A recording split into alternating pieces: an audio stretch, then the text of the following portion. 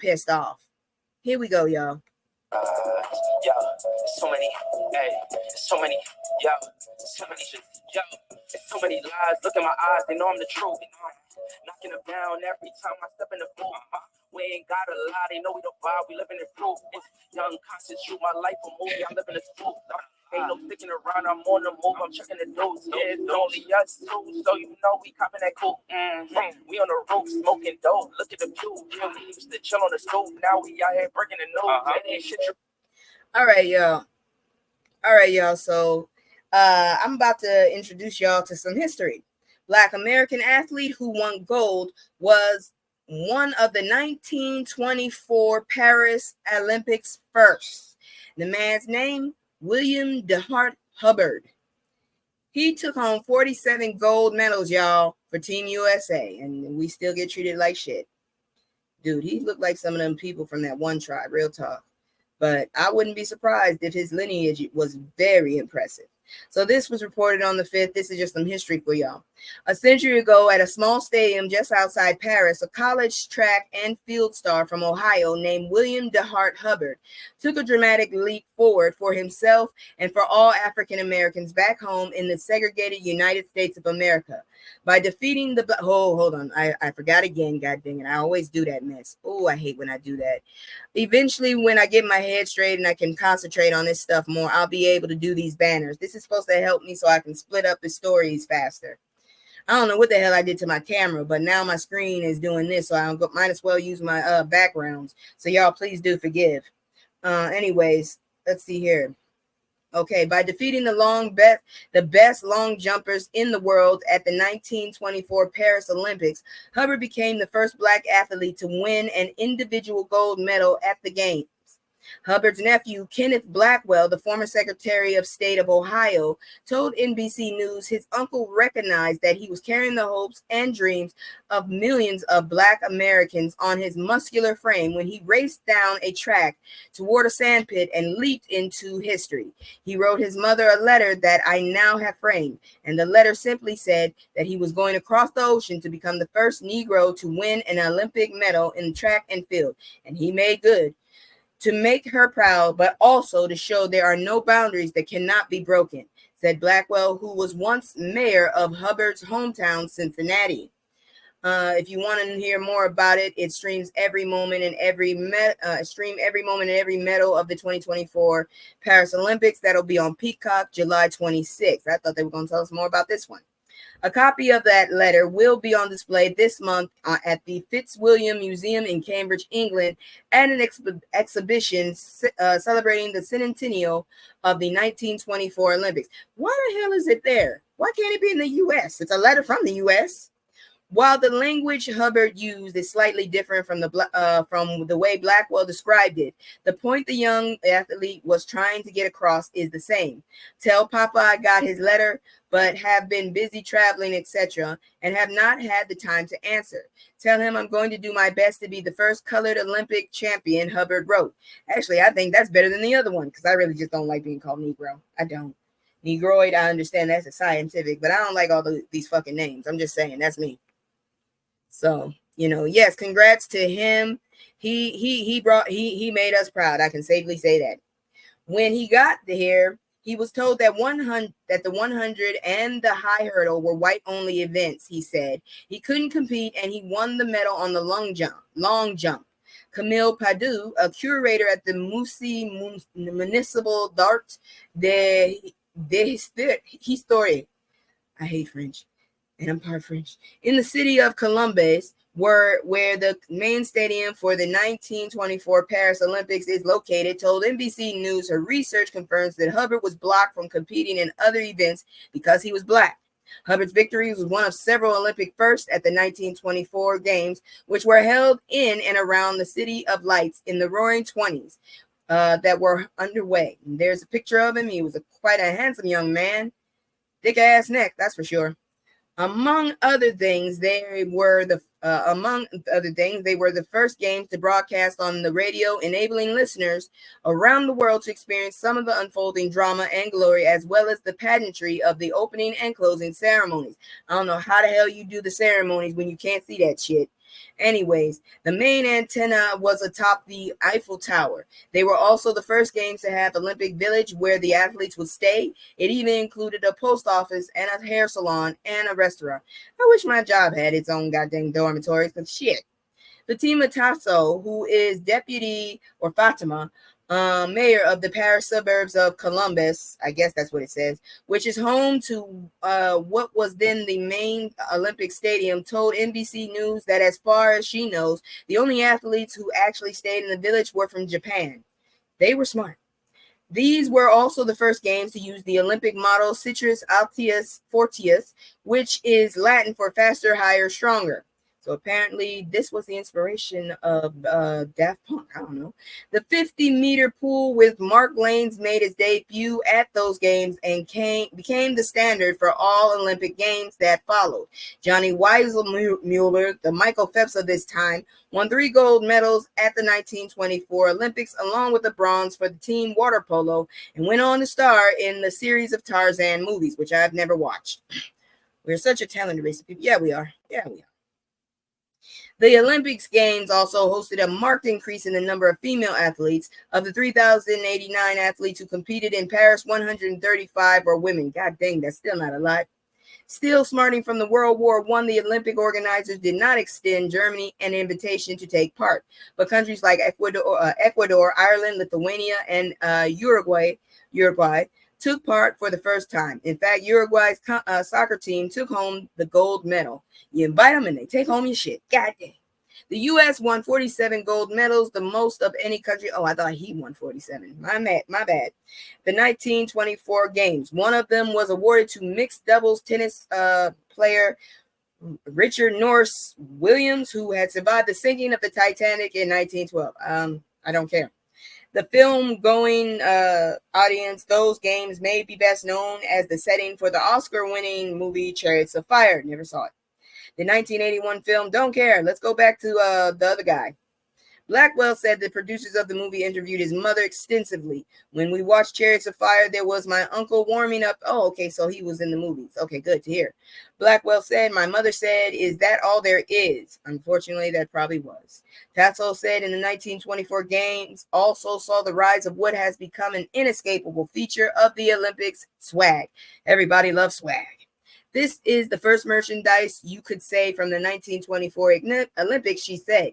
Basically, they resemble dolls, and about 6 of them were made representing different sports.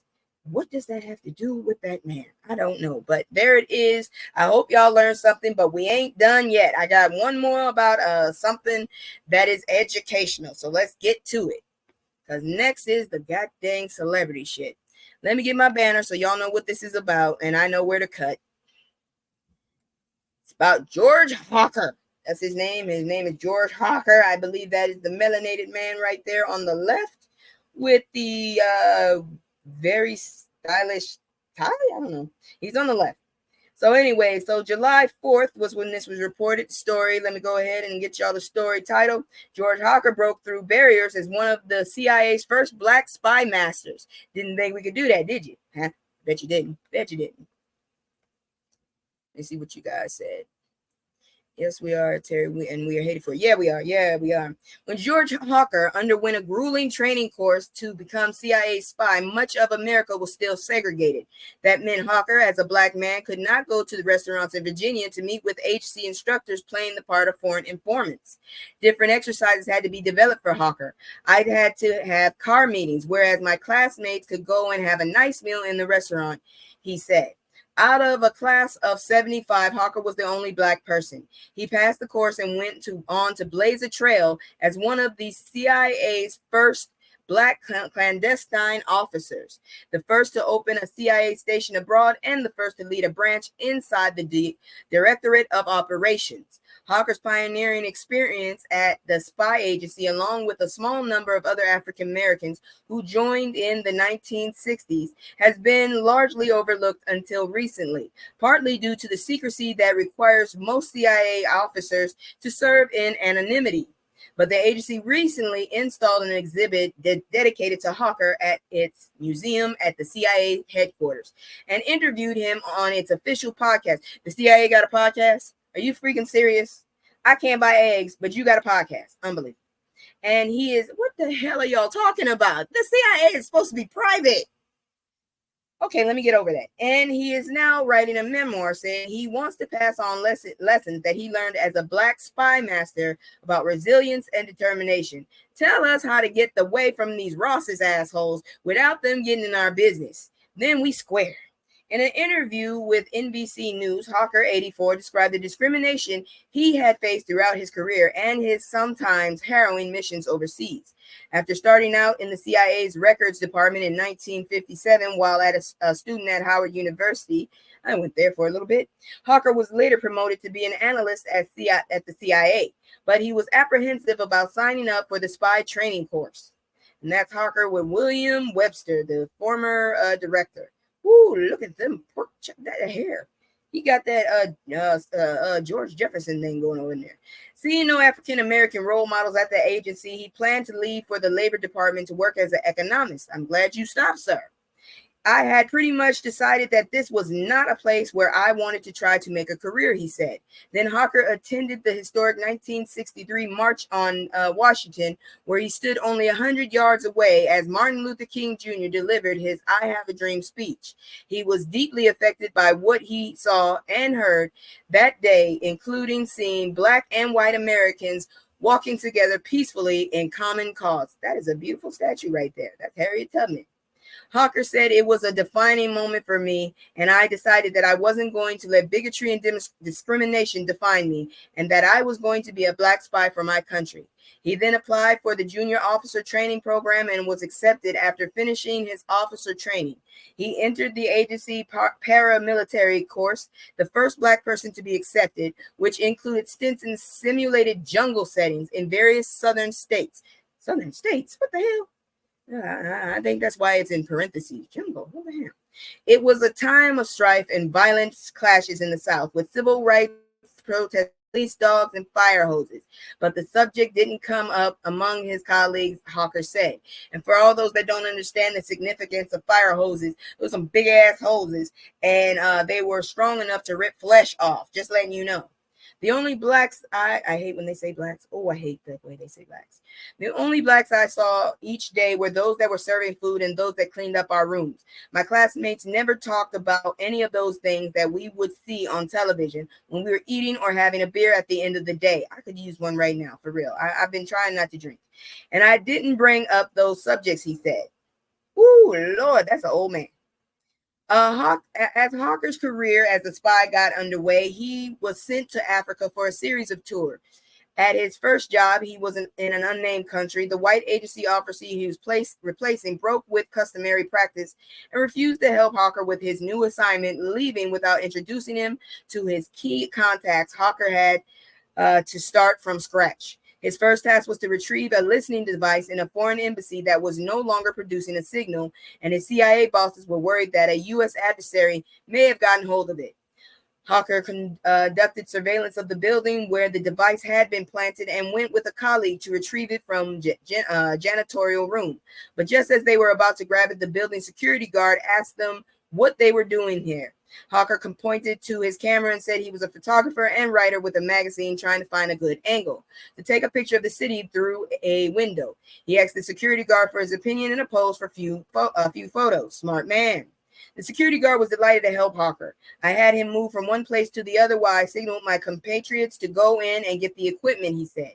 He won praise for getting the device back and went on to other postings in Africa as the U.S. and Soviet Union vied for influence on the continents. I'm not surprised he had to figure it out himself. Shit, that's how I feel. In a tense Cold War, moments in the late 1970s, Hawker was tapped to organize the emergency escape of a KGB spy who had valuable insights for the U.S. intelligence. After a planned drop went wrong, Hawker had orders to arrange an urgent exfiltration of the Soviet agent, setting up a flight with cover story and selecting a rendezvous spot at an out-of-the-way landing strip in West African country, which he still is not allowed to name. Damn. During a nerve-wracking wait for the plane to arrive for the clandestine rescue, Hawker, the KGB spy, and other CIA colleagues sat in the dark in a vehicle near the runway. Hawker, sitting behind the wheel, warned the group to stay silent until the plane arrived. As dawn broke, the plane appeared and the KGB defector was rushed on board. The Russian bid goodbye to Hawker, kissing him on the cheek and hugging him in gratitude. This man saved lives. Good grief. He did that on the fly. Just as the plane reached about 600 feet, the local police drove up. They asked about the aircraft that had just taken off. I explained to them that I had an American who had been bitten by a bat. I was concerned that he might have rabies and we needed to get him to medical treatment right away. This man could be a politician, Hawker said. He told the police that senior officers in their government had approved the flight and the police were satisfied and drove off. Hawker made it back home that morning. The next day, he had a regularly scheduled tennis doubles match with a Western diplomat and 2 Russian diplomats, who were really KGB officers. But Hawker had developed an unusually severe case of the hiccups during the stressful operation and was worried it might make the Russians suspicious. He got a shot from a doctor for the hiccups, and he showed up at the tennis match looking relaxed. The Russians had no idea that Hawker had been up over the last 48 hours. Hawker and his tennis partner won the match. Afterward, Hawker expected recognition and a possible medal for his successful and unprecedented operation. But all I got was a weak, great job, and I didn't hear any more about it, he said. Despite his consistent successes, he said promotions or other professional opportunities often were inexplicably slowed compared to his white colleagues. Fucking assholes. As he wrapped up the series of tours in Africa, including setting up a new CIA station in an African country, headquarters offered him a job in the U.S. as an instructor training new recruits. After all his work, now you want him to give everybody else what he did. Yeah, he did. He put his own life in jeopardy. At least the Russian understood the goddamn gratitude is, bastards. Hawker politely but firmly declined, saying it was time for a job in management. The agency offered him 2 other jobs that his superiors touted as vital to national security. But each time Hawker made clear that after multiple tours abroad, he needed experience as a manager. On the 4th try, he succeeded. Hawker was informed that he would be appointed to overseas intelligence gathering on Soviet and East European operations in Latin America. The first Black director of a branch in the dictatorate.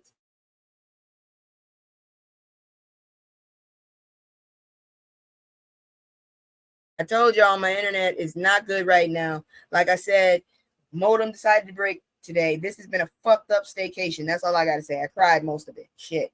And shout out to Terry. She had my back. She was there to pray with me. Shout out to Sister Girl. She prayed with me. And shout out to John, my homeboy. He prayed with me. I'm serious. If not for them, I'm not sure where I'd be right now today, because shit was seriously manic at one point. But anyways, back to this. Hawker was in a room for historic deliberations on secret missions, including those failed attempts by President Jimmy Carter's administration to rescue American hostages held at the U.S. Embassy in Tehran, Iran.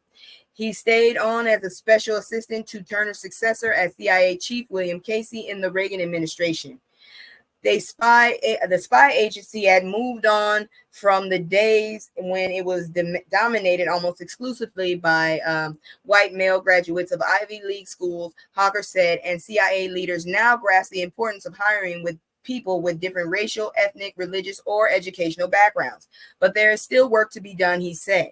I believe that progress is being made, Hawker said. It's slow everywhere. But I think the agency recognizes the importance of having a diverse workforce, not only in terms of color, but also in terms of experience and resilience and ability to move into different environments. Barry McManus, who joined the CIA in 1977 and later became the first Black chief and interrogator and polygrapher, said promoting diversity remains a work in progress at the agency and at other organizations. But Hawker was a role model for others coming up, he said. I think the thing I heard from him the most was the tenacity and persistence and having a drive. If you have that drive and determination, then things would sort of go your way, he said. During one of Hawker's early tours in Africa, a person he knew to be Soviet spy tried to probe him about his feelings as an American facing racial discrimination back home. The Soviet said, you Black Americans have a lot of problems in your country. How does that affect you? Hawker said he was determined to send a clear signal to the Soviet agent that he was not open to being recruited. Hawker said, he replied, well, you know, we do have a lot of problems, but we're working on them as a nation, and we're going to be all right. Real talk, I don't know what to tell you. Sister Nicole, I will come back when I finish listening. No problem, girl. Do what you got to do. Exactly. My issue here is, seriously, real talk, I wonder, would the Soviet Union treat us better as a people? Because right now, the treatment and all the shit that our ancestors and even some of our people now, our babies are doing, is really beneficial for y'all assholes. But y'all just still don't seem to want to do shit and treat us right. And honestly, right now, you're fucking us all over. Black, white, whatever the hell. Because real talk, all of us are suffering. Fuck, I'm getting tired of rich people. But moving on, let me do the commercial one last time. I'm trying to time them out correctly. And then we'll go ahead and, get into celebrity news, because I don't want to hear that. Right now, I've heard a lot of ignorant people, because I did a deep dive for myself on who the hell Netta and Charles were, because I didn't know. And there was a lot of different accents, and I got a little too, it got a little too ignorant for me. So I'm still falling